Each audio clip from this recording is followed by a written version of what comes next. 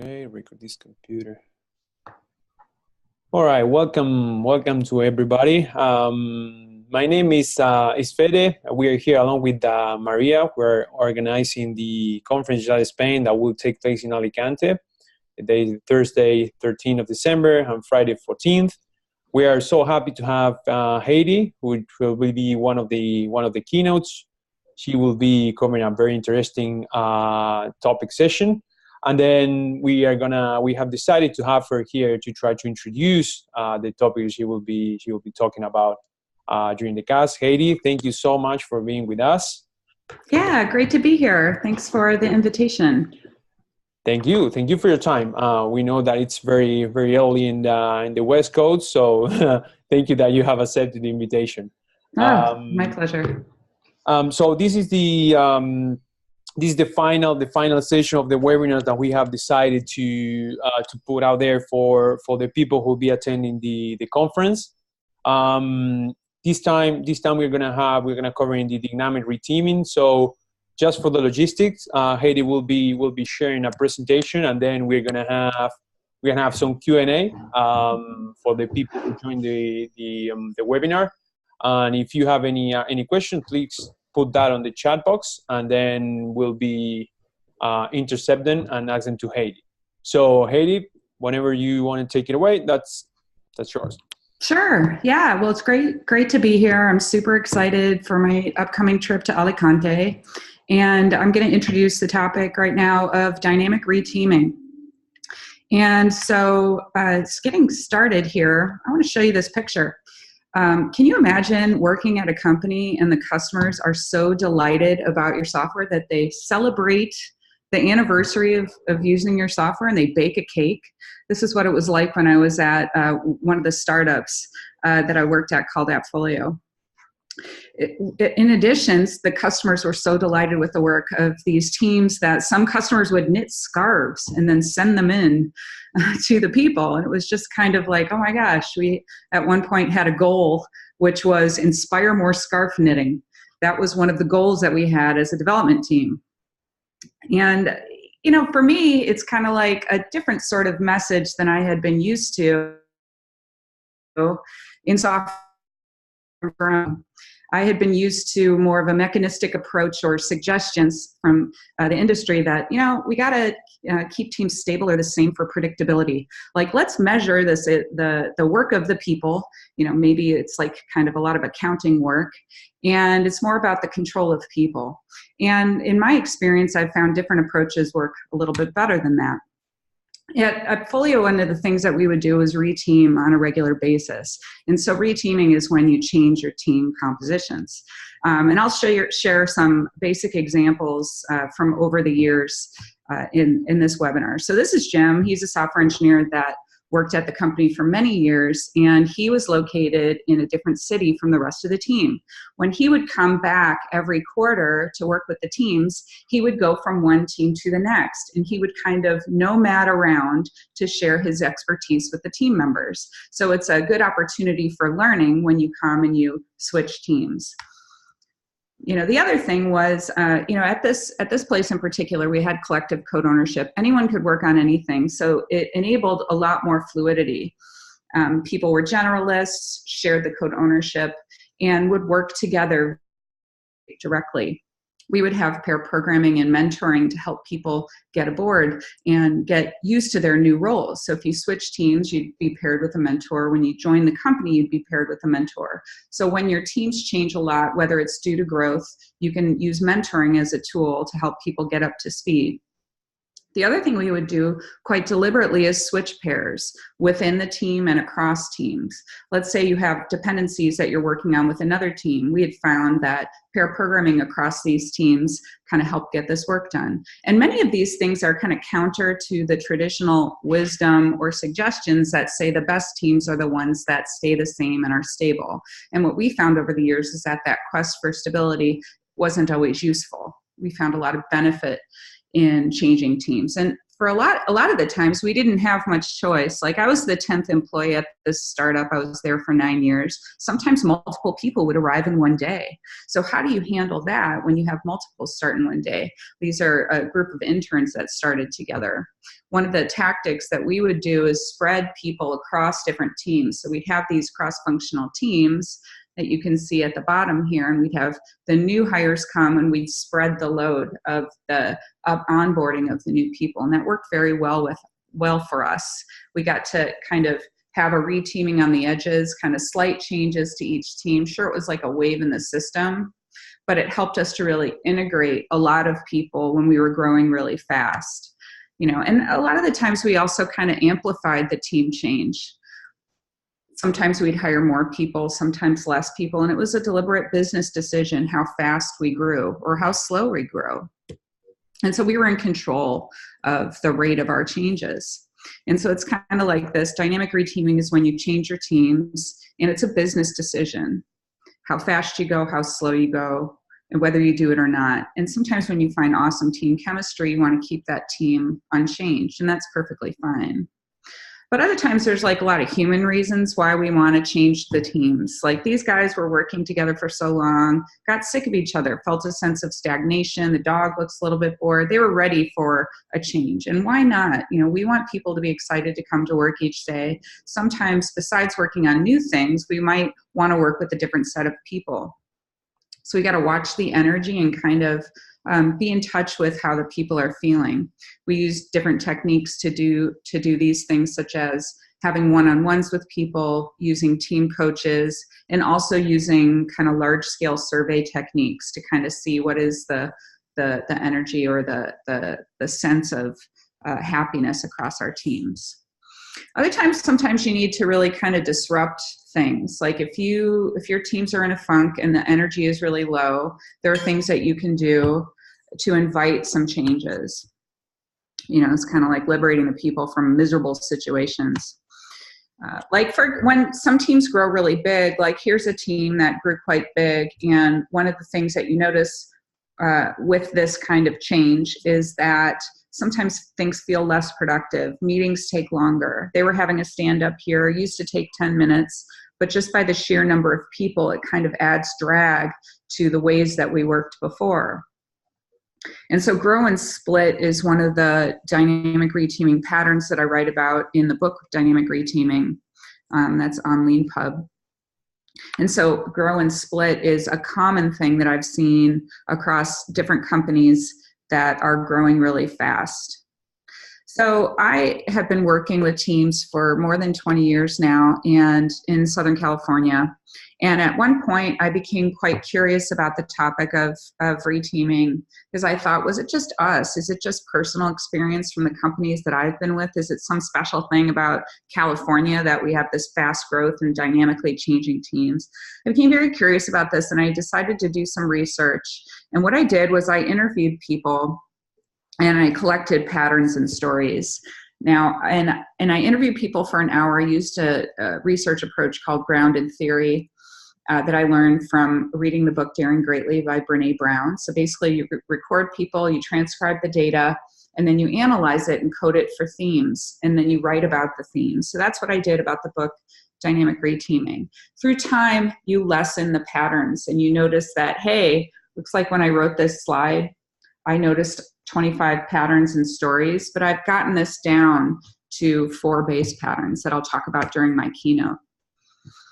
So some of the reasons why teams changed emerged from the research that I did. Like some of the reasons are sometimes teams change to help people get out of stagnation, whether it's an individual who needs a new opportunity on another team because they feel like their career is stagnating or not moving, or it could be that there's a larger kind of issue with multiple people on the team and you just need to change things. A lot of the times we coach the teams to change, so they choose to change and we help them find new opportunities. So one of the reasons why is to get out of stagnation. Another reason is to proactively build resilience. Sometimes we change teams to spread information. So it's not just one team that knows about the technology, it's multiple teams. And that gives you options later when you have new business priorities coming in.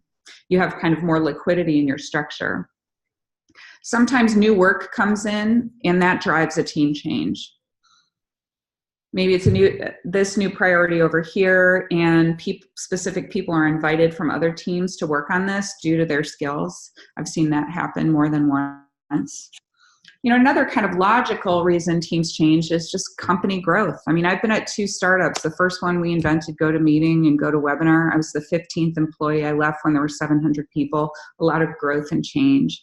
The second startup, I was a part of that Folio. I was the 10th employee. I was from 1 to 30 teams in engineering, and our teams grew and changed and morphed a lot more dynamically, or a lot more changeable than the previous company I was with.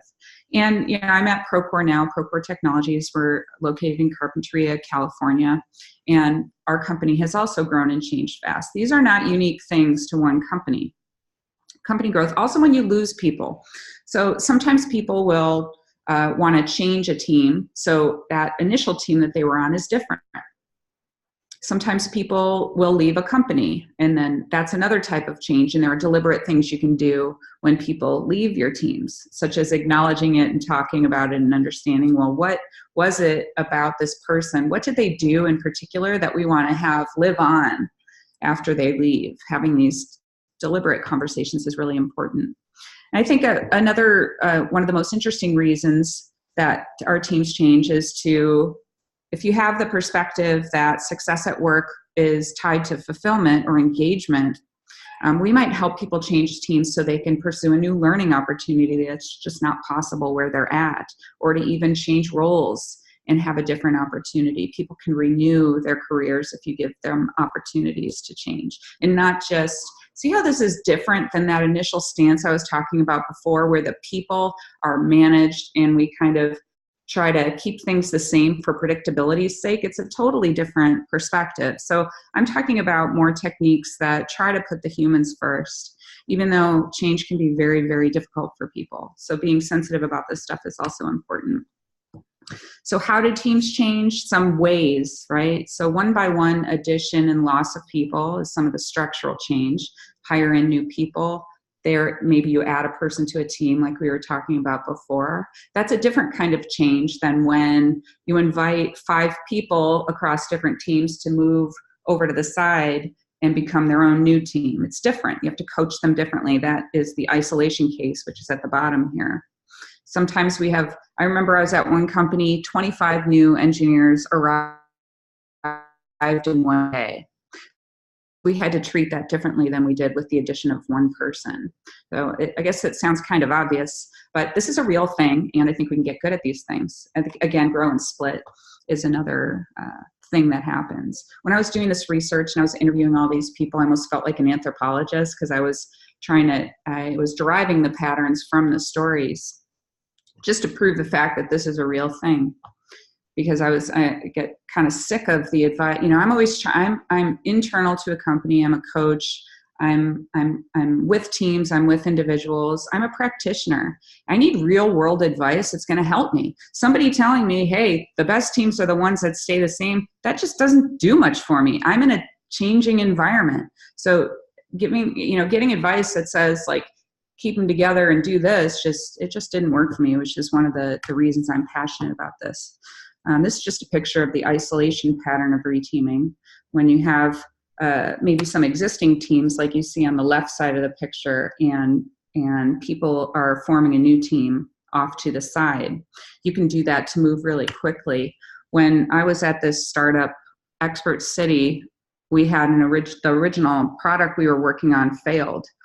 And we used isolation reteaming to create a product called Go to My PC. We had a new team, put it off to the side. I was part of that team as a writer at the time, and we were allowed to focus and work at a different cadence than the existing teams. And I think this isolation reteaming that we were a part of, this is a picture of our team on the launch night. I think it really helped to save the company. And later I was on the original teams that built GoToMeeting and GoToWebinar. So a lot of this stuff is about mastering the ability to change and not trying to ignore change. And we can get good at it. Like, this is a picture of a reorg that was done at a company, and it was done visually. So there was a large scale change of teams that the leadership had wanted, but they visualized it on whiteboards and invited people to change teams if they had the interest. And they visualized the hiring. These are the plans for hiring. You can see some blank lines, and these are the roles that we're hiring for. So like showing opportunities to the people at the existing company can help retain them, because maybe they see, oh, I am ready for a change. Maybe I can work over here and renew my career. I think your company is stickier when you enable people to re-roll and you provide opportunities. This is another example of a larger scale change, like a reteaming event. So this, there's a great book called Creating Great Teams by Sandy Mamoli and David Mole. And their book talks about having large scale reteaming events that involve self-selection. And one of the things that they said in their book was coincidentally something that we did at one of the startups I was at. We would have these 24-hour hack days. And if you can see the orange pieces of paper on the desks here, we would facilitate an event where all the people would suggest the topics that they were going to work on for their hack day. And then the yellow Post-it notes are the names of the people that want to work on those endeavors. So when you give people the opportunity to propose topics and form teams, they rise to the occasion and they can do it. And this is a good entry into doing it as a large-scale reteaming event that's facilitated. So you can do it with whiteboards, as I showed you before. You can do it with facilitation, that's a picture of that. Other times, sometimes you're going to catalyze the change, whether it's your own team or whether it's around you. Other times, stuff is just going to happen to you. And so how do you cope when you have changes to your teams and you didn't necessarily even want them?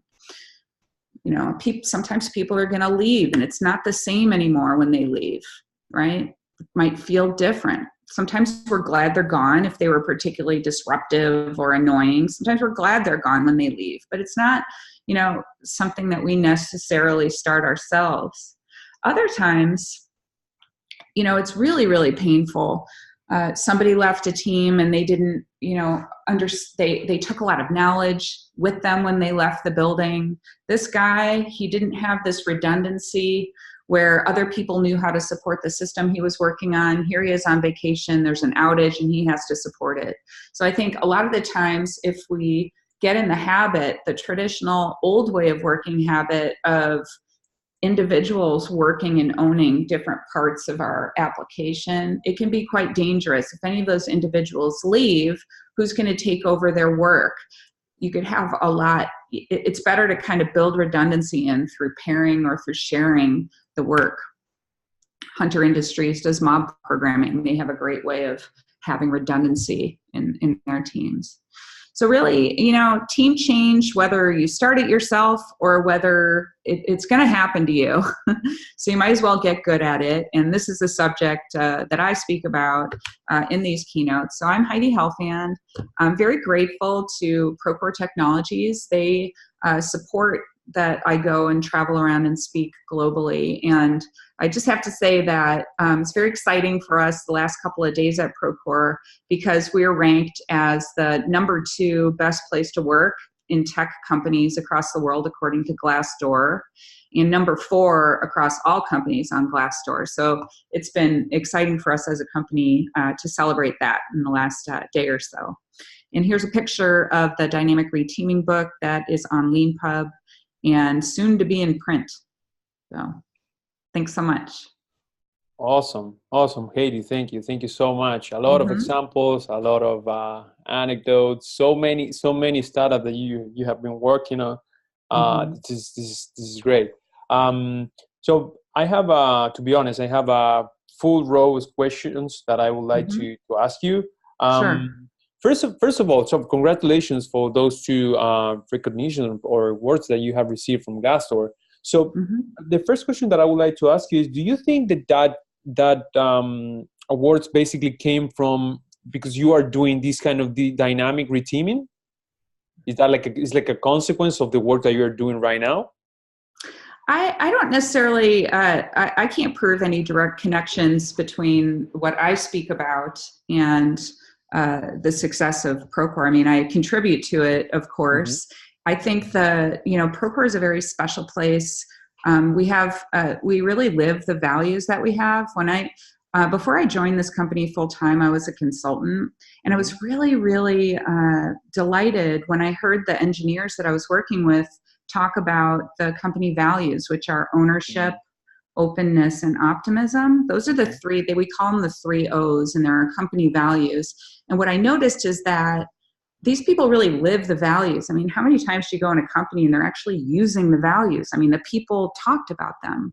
So people are encouraged to take ownership over the way that they work and over the work that they do. And it provides a lot of opportunity for personal agency. And I think that's definitely related to the feelings of success that we have and the recognition that we get from things like Glassdoor.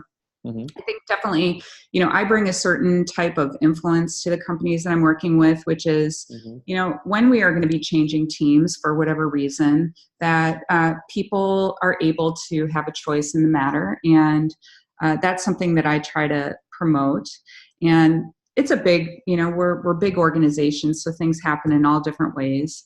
But we want to take a coach approach at Procore. We even have in our learning and development, we have coaches. And so having a coaching approach, I think, is really important because it fosters the success of the people.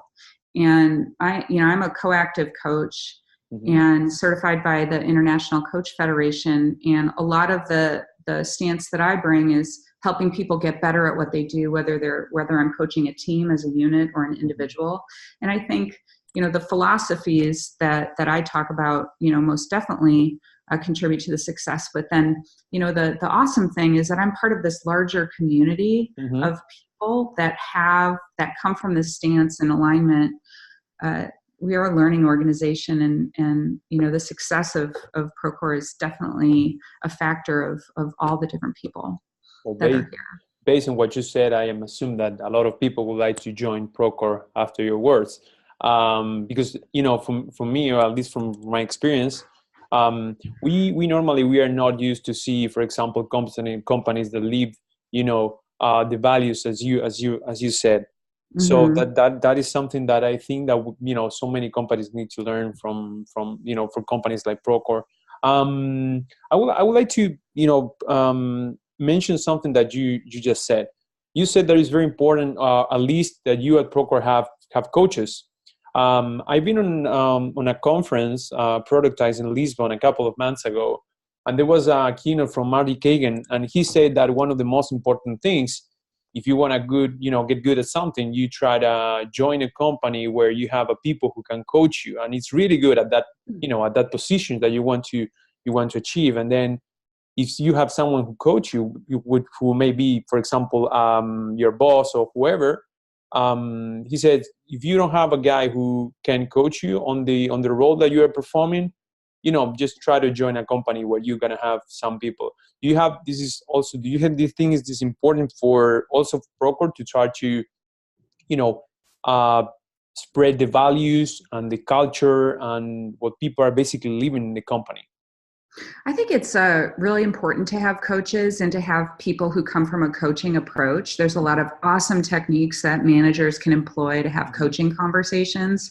Some of the workshops that I teach, that I've taught inside Procore as well as out at different software community events, teaches people how to have that conversation, how to help people solve their own problems instead of telling them what to do.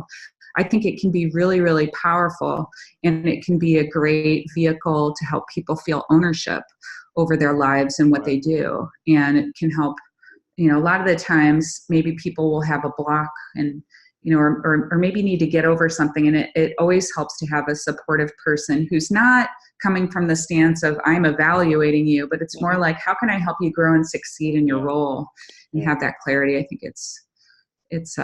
it's an advantage when companies take a coach approach. Great. Another thing that I think it's important to, when you are doing this kind of dynamic reteaming that you mentioned, it's some kind of traits that maybe you need to be good at your company. Like, for example, how important is psychological safety when you want to do this kind of dynamic reteamings? Because you are you're basically, you know, people are, as you said, it's a changing environment, and you're basically, people will be working with different colleagues that they might, you know, don't know. So how important is psychological safety when you want to foster this kind of dynamic reteaming? Yeah, I think psychological safety, a lot of the research that has come out these days ties performance to feeling safe in what you do, being able to, voice your ideas and to work without the feeling that you're going to be criticized. And, you know, Amy Edmondson has done a lot of excellent work to kind of promote this topic. And I think it's really true. There's a couple of things going on here. One, changes will happen. People are going to come and go. Companies grow and change. Sometimes we don't try to do it. It's just something we have to deal with. Right. But then on the other hand, sometimes we can coach a team and then the team decides to change the composition. So it can happen in different ways and the feel is different. Maybe I'm in a situation and I love what I'm doing and the company is bought. You know, I was at the first startup I was at, we were acquired by another company. You know, so the change was, it felt like a specific kind of change. We weren't anticipating it, those of us kind of on the ground. But you know, these things will happen and it can get scary. It can feel very scary and very uncomfortable when change happens. I think, you know, when joining a fast growing company, you know, when we're onboarding or having like parity with hiring, it's important to kind of set the context of what might happen. Menlo Innovations is a great company in Ann Arbor, Michigan. And I interviewed Richard Sheridan for my book. He has a new book out this week called Chief Joy Officer, which I just picked up. Nice. One of the things that they do really well at Menlo is during the whole interview process and later onboarding process, they get people in pairs. So they do pair programming 100% of the time and switch pairs. So the people know what they're getting into when they join. They understand that this is how we do things at Menlo, and this is the type of changes that I might expect. So I think there's different ways that we can get better at preparing people for change so that essentially they can perhaps opt in a bit more. Got it. So let me put you in a situation, Heidi, because here in Spain, we are basically having a lot of, you know, as you said, we are having a lot of change.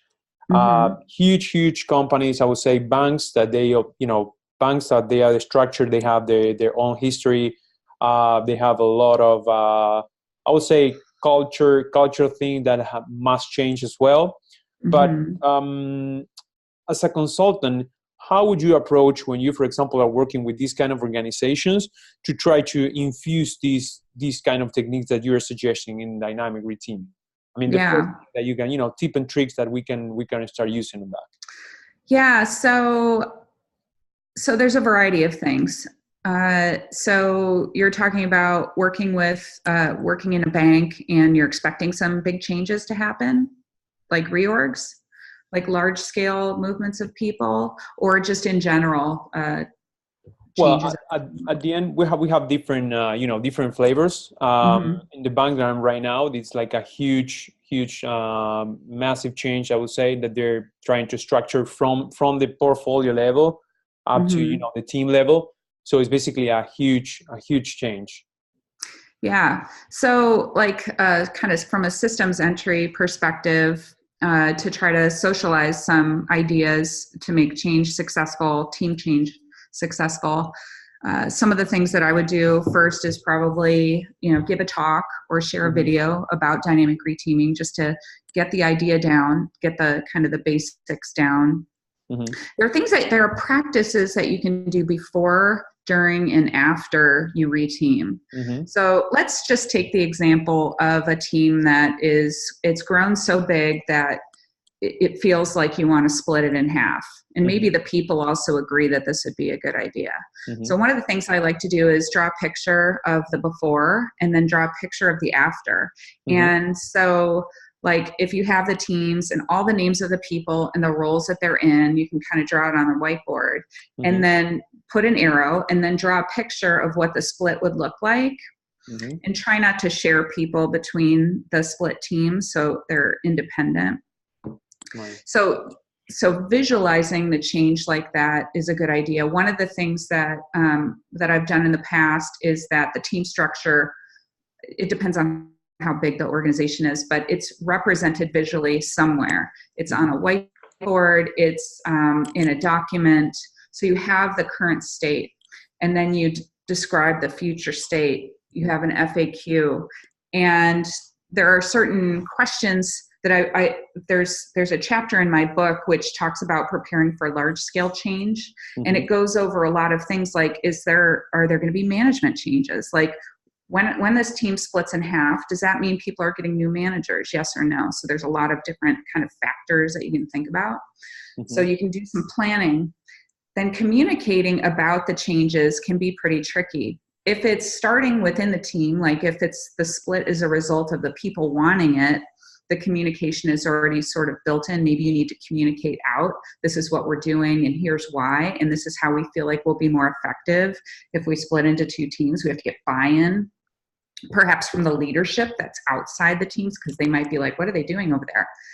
And then also we might need to communicate with our facilities department and IT about having separate places to sit.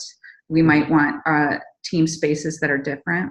And then there's a whole host of, like almost like a checklist of practical things that we might need to change, such as if we use like a chat tool, maybe we need a new channel created. If we use email, maybe we need a new email list. There's like logistics that need to happen kind of during the split. Also, people, we don't want to drag out the split. Mm-hmm. So I usually encourage people to have a timeline mm-hmm. with communication, timeline with when any IT things will be done or facilities things will be done, and then a date marking when we will split. So it's kind of like there's some preparation beforehand, there's some logistics and things that happen during, and then usually like when I would be with a lot of different teams that would split, we'd have a change. So we'd kind of mark it as a celebratory event when we would split. Mm-hmm. And we'd play music and we'd set up our new team area. Maybe we'd make a new name for our team because maybe the identity felt different. And then afterwards, the idea is, okay, now we're two teams. Now we're different. So we're essentially new. How are we going to function as a team? And then you can get into different practices. And there's a lot of great ones out there about what to do when your team comes together. So we take this opportunity to kind of reset the team. What are our working agreements? How do we want to be together in our physical space? What is the work focus that we have? What are the goals? Maybe some chartering or lift-off type activities. There's a great book called Lift-Off by Diana Larson, some ideas. Maybe we start some story mapping and figure out our backlog for the new teams. So there's stuff we have to reset on due to the work. Mm-hmm. And then there's also like the workflow. All right, how are we going to work? Maybe we have some traditions in our company already that we work in a 2-week cadence. Okay, well, how are we going to, what are our agreements? How are we going to manage the flow of our work? Are we going to pair? Are we going to work individually? What are we going to do? So aligning on that stuff is appropriate at that time. So those are some of the practical things. Also, if we have a smooth workflow that we have going through, it's kind of like, what does success look like for our team? How do we know we're building the right thing, even if our flow is very smooth? Right. So there's practices before, during, and after that you can employ. Right, got it. And it's different if you've got 80 people that are moving around. So those are other practices. Yeah. You mentioned a lot of things, Heidi, on that. But yes, I mean, there are a lot of techniques. Another one that I think is useful is that is the market. Mm-hmm. Yeah, that is the one that I think that market of skills. Yeah, exactly, that one. I think that was suggested by Lisa Atkins. Yes, in her book, Coaching Agile Teams. In fact, I just did that with a team that changed. I just did that last week. So we got together, everybody made posters. I've kind of altered the activity a little bit. So what I do is everybody makes a poster, you put your name, these are the skills I bring to the team, these are my hobbies and interests. And then I have 2 more sections. This is what I want to learn in the next few months. Mm-hmm. And the final section is, this is what I offer to teach other people on the team. Right. And then I encourage people to not only talk about work things, but talk about things that they like to do outside of work. So people learn new things about each other in an hour. So it's highly efficient, and it really helps increase the sense of feeling safe and belonging to the team. People find common interests. So if you're with a team and you learn that there's a lot of foodies, maybe you'll have an event where you'll cook and then you'll bring the food and have a shared lunch. So people find common ground, and it raises respect. And I can't say enough about doing activities to help build camaraderie. One thing that I have noticed is that it depends on how much the team wants to invest, right? So, and you can get a lot done in an hour and a half or 2 hours with a team. This doesn't have to drag on for days and days. You know, we want to like do some work in the moment.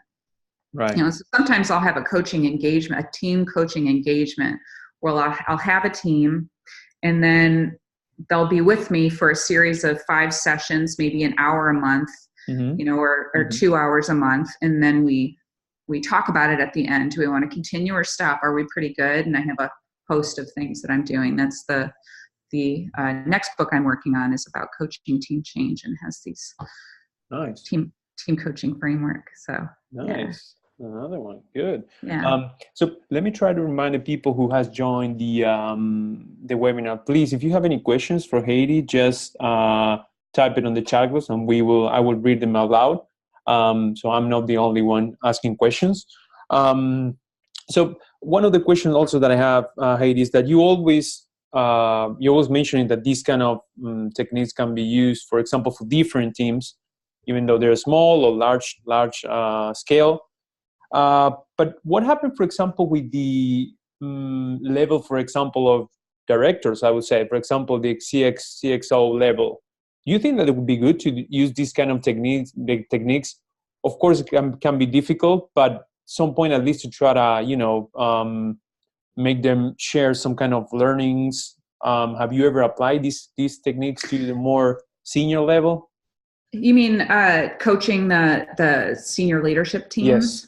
Yes. Yeah. So I was a consultant for a bit after the second startup, and I worked with a partner, and we coached an executive team in New York. And they weren't in software, they were in another industry. And we used a lot of techniques from organizational relationship systems coaching, which is ORSC. So we did things like, there's a wonderful activity that you can use with cross-functional software development teams as well, called Lands Work. And there's a book called Creating Intelligent Teams, which gives the step-by-step for how to do it. And so basically what you do is you take some blue tape and you make like a plus sign, and you make wedges, and there's a wedge for each role on the team. So we had like the CEO, we had the CFO, we had other team members from this executive team, and they took turns sharing with each other, this is what's challenging in my role, and this is the help that I need from other people. And we did this other part of the activity where the people not in your role stand in your wedge, and they kind of say back, like, these are the challenges in the role, and this is how we want to help the person in this role. And it's there's a little more to it than I just described, but it's a fascinating activity to help promote empathy.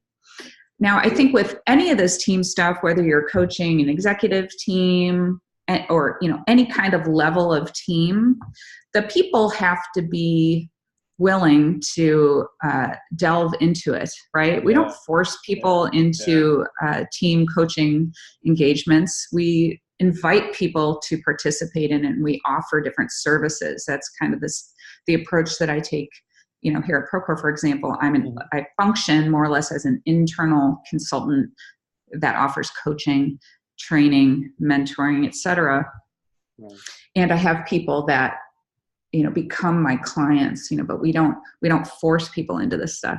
And it has to be appropriate for the time that they're in. It has to be kind of, in David Anderson's words, it has to be fit for purpose, right? So being with teams and kind of understanding what they're going through and having the tools and techniques in your bag that you can take out when needed is really the recommendation. Right. If you're far away from the team, maybe you can support people with one-on-one coaching. You can come in, maybe people sign up for some deliberate activities that they know about in advance. But the superpower to any kind of Agile coaching that I've seen is when the coaches are near the teams, the coaches propose things in the moment, they get buy-in, and they deploy activities that the team needs at that time.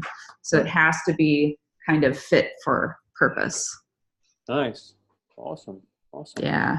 So I still have a lot of questions, Heidi. But one of the things that you mentioned, just mentioned, is that the fact that sometimes you need to have basically like a different tools that you can use in different moments of your team. In your book, you describe four different phases, right?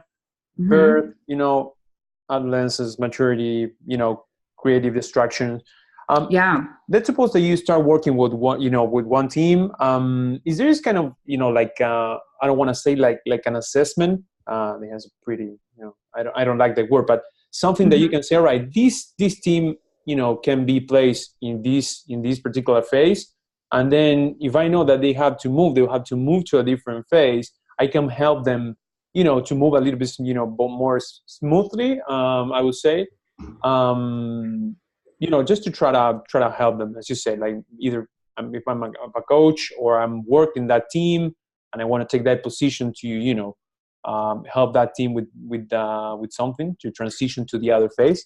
Is there any kind of thing that you use, for example, for that, or? Yeah, so you're talking about the eco-cycle. Yes, and exactly. Yeah, so the eco-cycle is from a book called Panarchy by Gunderson and Halling, and it's also written about in the book Liberating Structures, which is an awesome book in community that I just love. So we're talking about an eco-cycle, which looks like an infinity symbol, and I feel compelled to draw on a whiteboard. I've got a whiteboard over there. But it's like an infinity symbol. And there are predictable things that you can do. Teams age, they grow and they change. It's like a thing about time. So a new team is in the birth phase. Maybe they start growing, maybe they add people and they get into adolescence, and then they get to be a mature team, or maybe not. And transformations can happen during the life cycle of that team. People might get added, people might leave. Maybe the team gets to be kind of like stagnating and stale. It's been around for too long. No. The team doesn't feel like it's learning anymore, so you need to disrupt it. So there's different techniques that you can use. And in the book, I talk about this like with different reteaming patterns. So like the 1-by-1 reteaming pattern, if you have something new or an existing team and you're adding people 1-by-1, there are different practices you would do, such as mentoring, pair programming, different onboarding techniques to help people join a team system that's already kind of existing. It's different. You can use different tech. So you might not, it's more about integrating the new person into the existing system. So there's practices for that. Right. It's different though when it's all different people coming together for the first time, and maybe they've never worked together before. So maybe you want to do, so it's not like the same situation. So you would do different things to help them kind of form community, form their working agreements, align on the work, how they want to work, what does success look like? So maybe a little bit more extensive. Right. Then it's another situation where you're with a team and the vibe is off and the energy is super low. They're not delivering value continuously. It feels like they're stuck in mud, stuck in a rut. Right. So then, at this point, I would employ techniques to coach this team to develop some awareness of what it's like for them and try to elicit out of them some changes. For example, like maybe splitting their team or doing something else. I would probably start from a coaching approach there, or then like, hey, it seems like things are really, what kind of changes might you guys employ to feel different?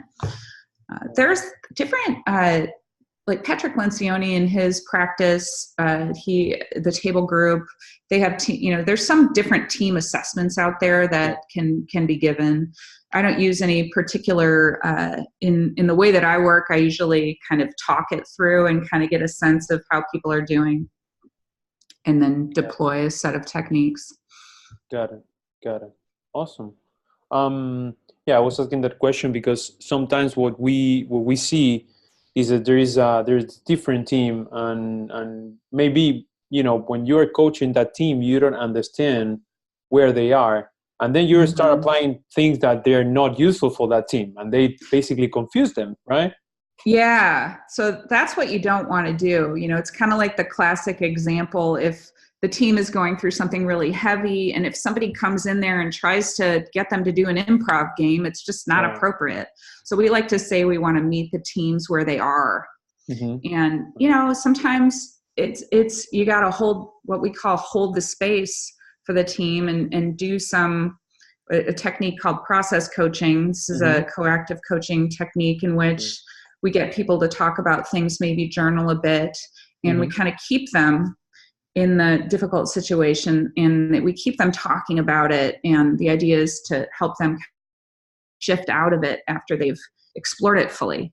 So yeah, I mean, I think that's why it's good for people that are like scrum masters or coaches or managers, you know, people that are interested in helping teams grow and improve. I think it's a great idea to try to learn a lot of different tools and techniques. Keep reading, keep learning, go to conferences like we're going to have next week, and like really fill up your toolkit, really fill up your tool bag, because it's great to have a lot of options, right? Then you get faced with a situation, you're like, oh, I learned this thing at, you know, Conferencia Agile Spain.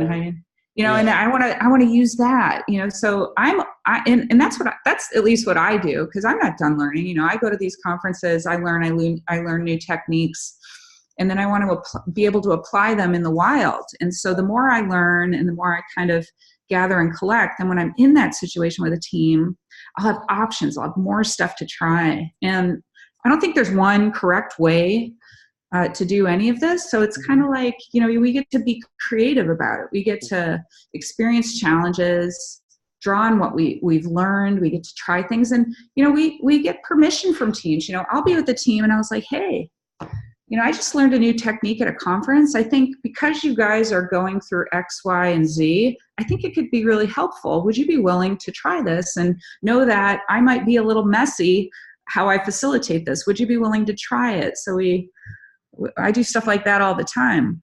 I love that, because that's basically saying that you are humble enough to try to tell the team that you are not an expert on that, but you're going to try, because it's more like, as you said, it's more like, you know, experimentation as well. You're not going to nail it the first time, right? Yeah. And I, you know, sometimes I screw up the timing when I'm facilitating. I've been facilitating for years, but I know about myself that, you know, I need to work on that, and it could be messy. Is that cool with you guys? And everyone, you know, it's like, I don't feel like people have to be perfect, and I don't expect that of anyone. And it's nice to have the freedom to try things together. So yeah, I really like that. Absolutely. I mean, that is another way of learning together, right? So you try out different stuff. That is when you're going to say, this is not working that way, I might change that, or I try different things. I'm going to suggest another great book, which is Crucial Conversations. I think that you have mentioned one of the talks is fantastic.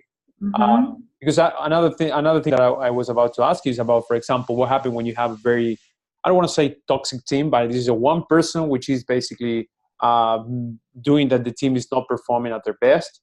So I was using one of the techniques there was on the book, Crucial Conversation. Is, you know, it's great when you have to, you know, to manage some kind of conflicts.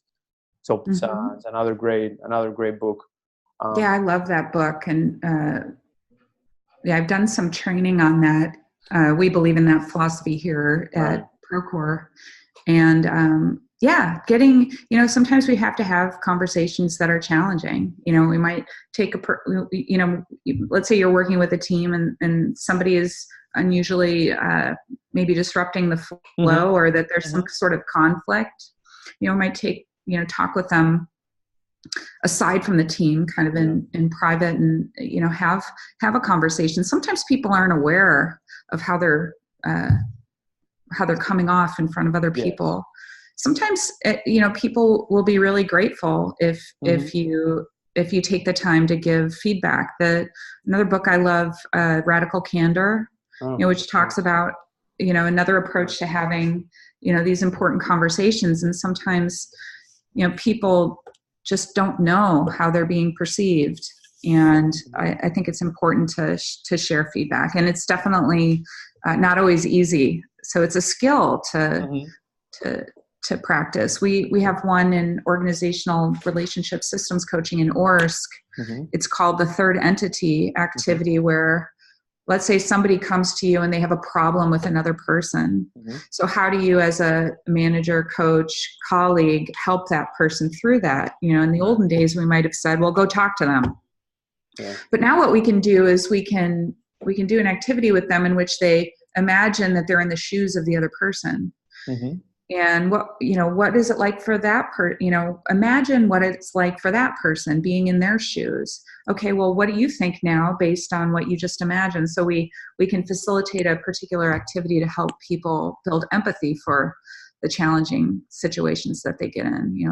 The stuff isn't easy for sure, but there's a wonderful array of techniques out there. No, absolutely not. These kind of stuff are very, very, very difficult sometimes to handle.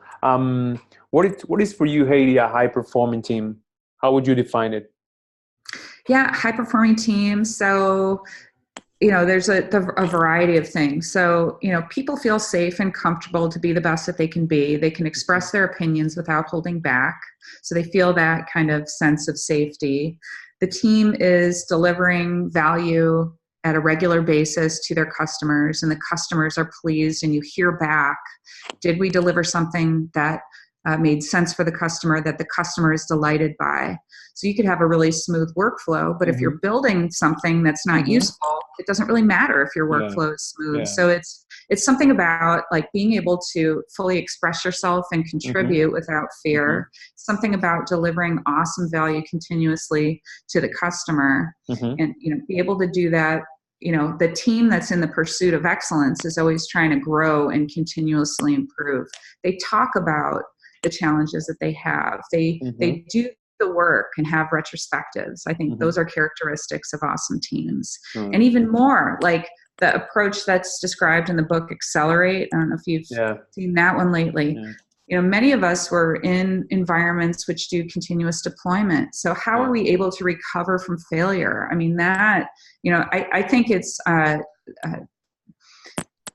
really important that people at different companies talk about, well, how do we view a successful team, and how are we going to kind of measure it, and then align on that and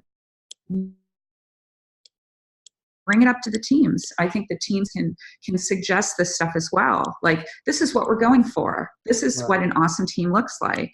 Okay, how are we going to benchmark that? So this is in the new book that I'm writing, this sort of approach. And I think if the teams need to feel ownership over their own success. I think that's a key component as well. Right. And, if somebody just from the outside is kind of taking notes on what the team is doing, it's a different kind of approach than when the teams can kind of, this is how we want to measure ourselves. This is what success looks like. And they do that in conversation with their leadership. I think it can be very powerful. Yeah. Right. So basically, just to sum up, as you mentioned safety. One of the things that you said also is like they want to deliver value. Can we say that is that more like focus on outcome rather than outputs? Yeah. Then they have to be very open to talk about different things. And then they pursue the quest of learning and getting better at what they do. Getting better, yeah. I think, and working together as that team system. Fantastic. And then also, if that team interfaces with other teams, like in building API related pieces and stuff, like, I mean, you can do things like how likely are those other teams to recommend that teams work with your team? Like, what's your, what in terms of the interaction that you have beyond your teams, Right. What do your customers think? So that, there's some really, there's some, do they want to work with you? I mean, how is the interaction? Is it respectful? Is it, so there's definitely things you can do there. And yeah. So. Great. A lot of stuff. We're about to close, Heidi, close to the end. I have one more question for you. Sure. One of the challenges that I see, with dynamic reteaming, especially here in the, I don't know if it's happened, for example, in other countries, but here in Spain, the culture is like, people normally have the boss tell them what to do. And it's very difficult to try to break that cycle when you're saying, guys, this is completely up to you. That's normally, doesn't happen. So then you have this kind of team that this may be a very, very good, high-performing team, but they are still, reluctant to do any kind of movement because they don't know what it's gonna, their boss is gonna think, or they're afraid at some point that this gun is gonna, their boss is gonna do something bad for him. They're gonna, scold them. But that is what I'm seeing, that if you wanted to start, implementing these kind of techniques, we have to completely change the mentality of these kind of, not only of the bosses, but also from the team, because even though, you have to break that, that mindset that they have. What is something that we can do, Heidi, to start? For example, we can apply from tomorrow if that happens. So a couple of things, right? So there's a continuum of choice.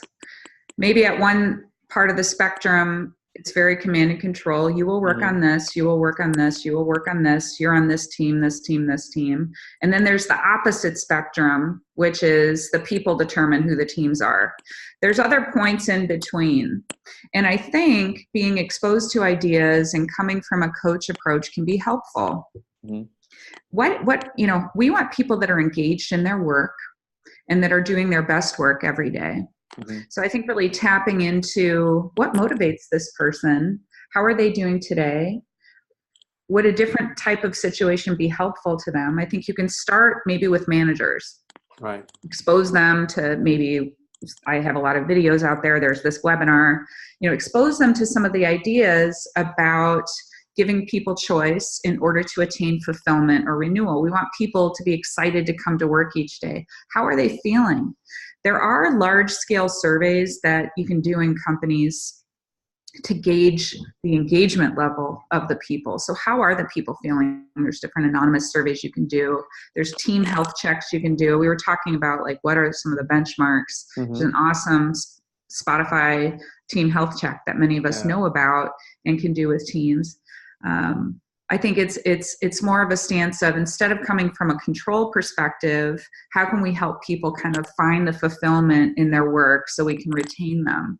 So starting the conversations through manager training about coaching, one-on-one coaching of people, team coaching. We can, you could have book clubs that start to read books to kind of diffuse ideas, have the managers read a book, and try to engage with them. That's probably where I would start. Things like that. Great.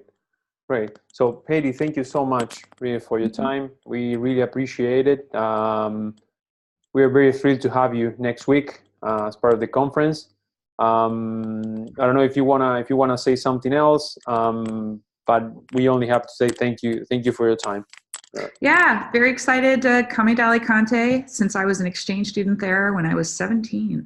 Nice. So I'm excited to be back, to come back. All right. So guys, thank you so much for joining. We will be putting the video on the web maybe next week. So thank you, Heidi, as well. And we'll see you next week. Thank you so much. See you next week. Looking forward to Bye. it. Thanks again. Have a good day. Bye-bye. You Bye. too.